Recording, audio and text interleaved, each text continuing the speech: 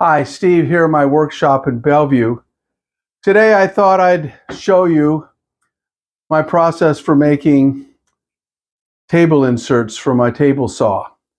Now you can buy these blank ones here from Shopsmith, which are made out of plastic, and they work for a lot of applications. For some of the applications that I'm using, I need something that's really rigid, and when I need that, then I use this 1/4-inch MDF.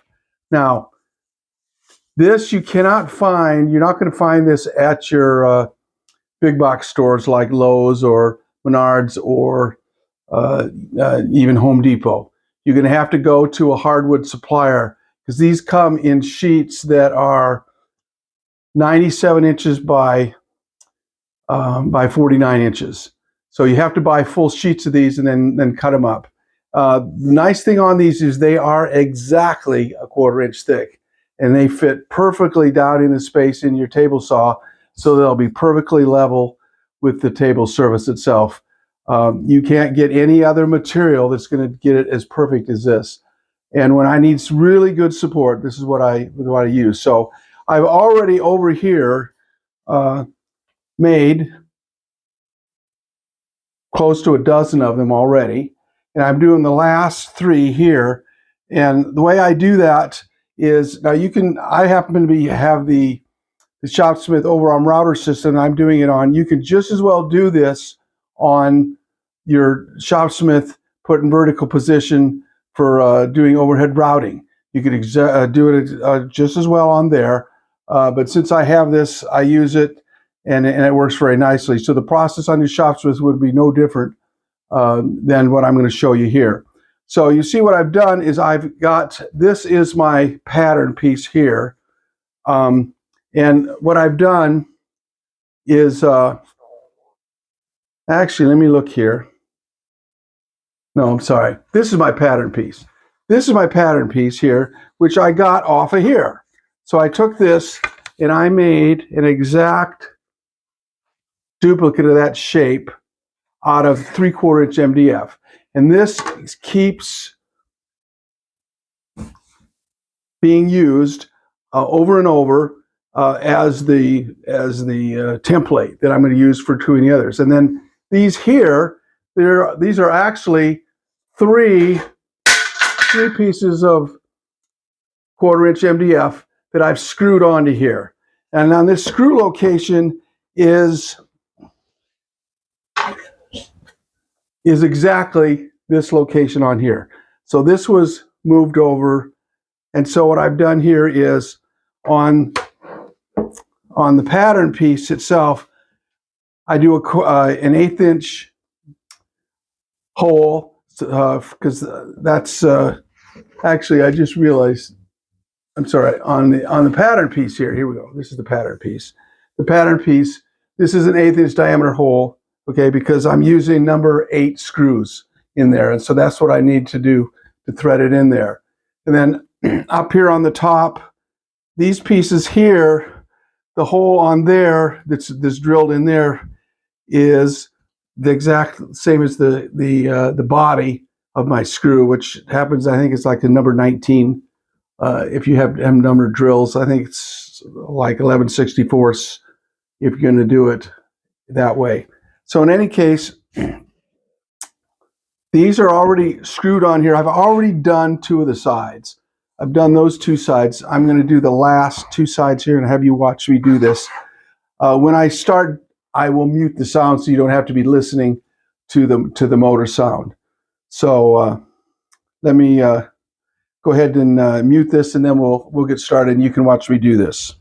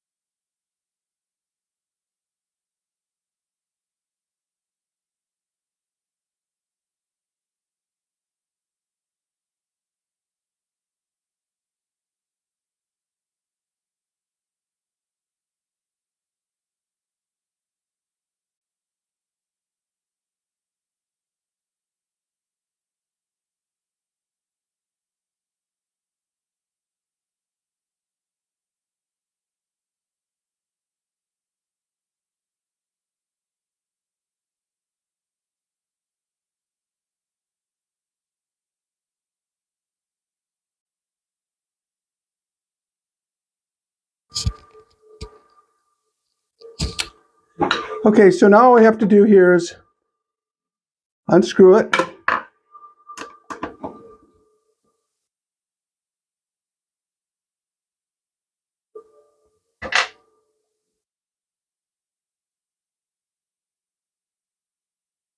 And here I have my 3 pieces here that I've just now cut. Okay, so now we're going to drill a 1/4 inch hole at each of these locations.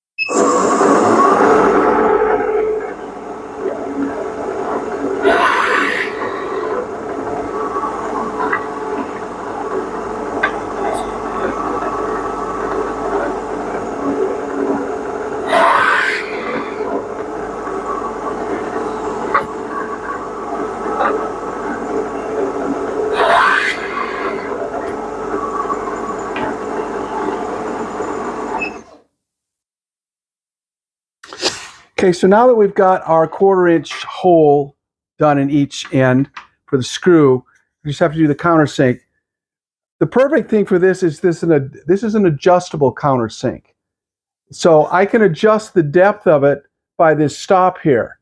And I've adjusted it so that it's perfectly exact same depth as what's on here. So that's how I can make sure that I get it correct depth each time. I don't have to worry about dialing it up here on the quill or anything. So let's go ahead and put this in.